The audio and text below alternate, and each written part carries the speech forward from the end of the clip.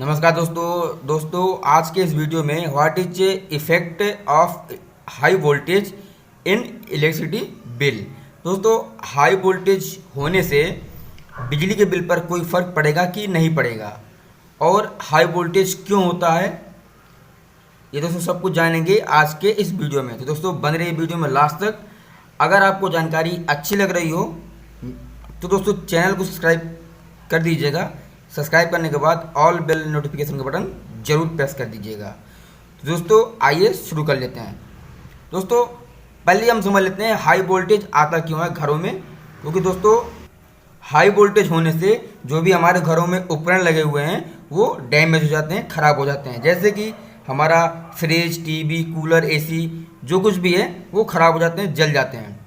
तो दोस्तों high voltage क्यों होता है? दोस्तों हाई वोल्टेज आने का कारण जो होता है, मेन कारण वो होता है कि जो आपके घर के आसपास जो ट्रांसफार्मर लगा हुआ है वो कितने केवीए का है और उस पर लोड कितना है।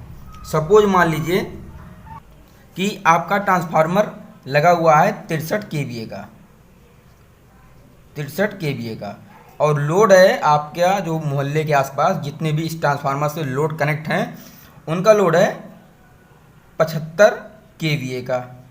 तो दोस्तों लोड पड़ने पर, ज़्यादा लोड पड़ने पर वोल्टेज कम हो जाएगा और लोड जब कम हो जाएगा तो वोल्टेज बढ़ जाएगा, क्योंकि ये लोड पर ही डिपेंड करता है।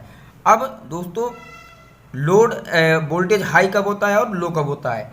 जब जैसे गर्मियों के समय में जब दिन में लोग एसी, कूलर, फ्रिज जब चलते हैं तो इस पर लोड पड़ता है। लोड पड़ने से क्या होता है कि वोल्टेज लो हो जाता है, और जब रात के समय में ये सारे उपकरण जब कम चलते हैं, जब ठंडा हो जाता है मौसम, तो वहाँ पर लोड कम हो जाता है जिससे वोल्टेज बढ़ जाता है। दोस्तों वोल्टेज ज़्यादा नहीं बढ़ता है, वो 10 से 15% का डिफरेंट आता है, ठीक है। लेकिन दोस्तों जैसे मान लीजिए कि आपके घर में 220 वोल्ट आ रहा है और 240 वोल्ट आ जाता है, तो क्या इस पर बिजली के बिल पर फर्क पड़ेगा कि नहीं पड़ेगा? या फिर यहीं पर 250 हो जाए तो क्या इस पर बिजली के बिल पर फर्क पड़ेगा कि नहीं पड़ेगा? तो दोस्तों इसके लिए एक फार्मूला है, इसको निकालने के लिए P बराबर V इंटू आई इंटू कॉस फाई। तो दोस्तों हम यहाँ पे पावर निकालेंगे और फिर हम उसके हिसाब से इसका कैलकुलेशन करेंगे। तो दोस्तों P हमको निकालना है, तो V हमारे पहले मैं दोस्तों आपको 220 वोल्ट के हिसाब से बताऊंगा, फिर 240 वोल्ट के हिसाब से बताऊंगा कितना फ़र्क पड़ेगा। तो 220 गुणे आई हम मान ले रहे हैं सपोज 10 एम्पियर। आपके घर का मान लीजिए लोड जो है वो 10 एम्पियर का है। आप यहाँ पर कुछ भी रख सकते हैं, 10 भी, 20 भी, 25 भी, जितने भी आपके घर का लोड हो। जो आपके घर में मेन एमसीबी लगी हुई है उसी के अकॉर्डिंग आप लोड इसका एम्पियर आइडेंटिफाई कर सकते हैं। तो 10 एम्पियर, और जो ये पावर फैक्टर होता है ये दोस्तों 0.8 आता है घरों में। तो 0.8 हमने रख लिया, तो इसको हम सॉल्व कर लेंगे। तो ये दोस्तों हमारा 1760 वाट ये आ गया 220 वोल्ट के केस में। अब अगर यहीं पे मैं वोल्टेज बढ़ा देता हूँ, 240 वोल्ट कर देता हूँ, तो दोस्तों कितना आएगा? P बराबर 240 गुणे आई, हमने फिर यहाँ पे 10 एम्पियर ही मान लिया है, गुणे 0.8, ठीक है। तो दोस्तों ये करीबन 1920 आ जाएगा, 1920। दोस्तों 220 में आया 1760 और 240 वोल्ट में आया 1920। अब मैं अगर इसको किलोवाट में आपको कन्वर्ट करना है तो आपको 1000 का भाग देना पड़ेगा।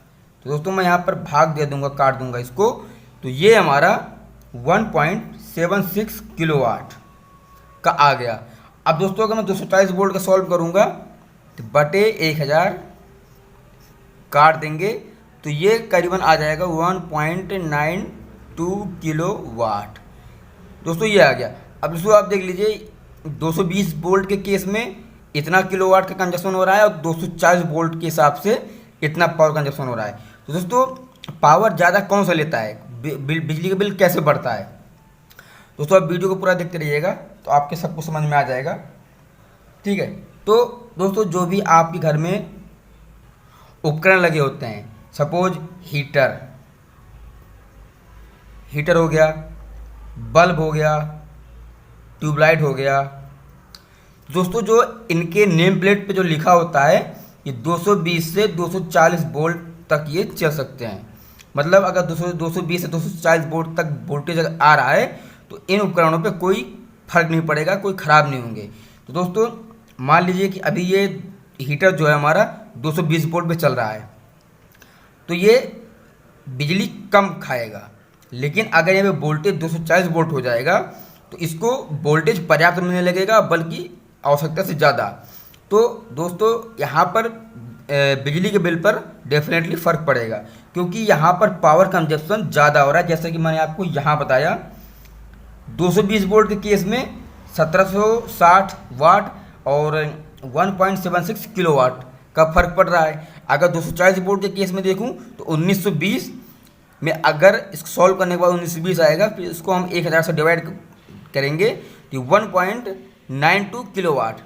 दोस्तों आप यहाँ से अंदाज़ा लगा लीजिए, मैंने आपको प्रूफ भी दे दिया, ठीक है। तो दोस्तों जब ये 240 वोल्ट आता है तो जो भी हमारे उपकरण होते हैं वो फुल कैपेसिटी के हिसाब से चलने लगते हैं, क्योंकि उनको पर्याप्त वोल्टेज मिलने लगता है। अगर इनको पर्याप्त वोल्टेज नहीं मिलेगा तो ये नॉर्मल अपना चलते रहेंगे, जो भी नॉर्मल बिल आता है वो आएगा। लेकिन अगर वोल्टेज ज़्यादा आता है तो दोस्तों ये बिजली के बिल पर फ़र्क पड़ेगा। दोस्तों वोल्टेज ज़्यादा आने का बिजली विभाग का भी प्रॉब्लम होता है, और इससे ज़्यादा 240 वोल्ट से ज़्यादा बिजली का बिजली वोल्टेज नहीं आएगा, क्योंकि जो जिस ब्रेकर से इनका सप्लाई आती है तो उनमें प्रोटेक्शन रिले लगा होता है, जो इससे ज़्यादा वोल्टेज नहीं होने देता है। तो दोस्तों आपको जानकारी कैसी लगी? अगर अच्छी लगी हो तो चैनल को सब्सक्राइब करिएगा। सब्सक्राइब करने के बाद बेल आइकन का बटन जरूर दबा दीजिएगा।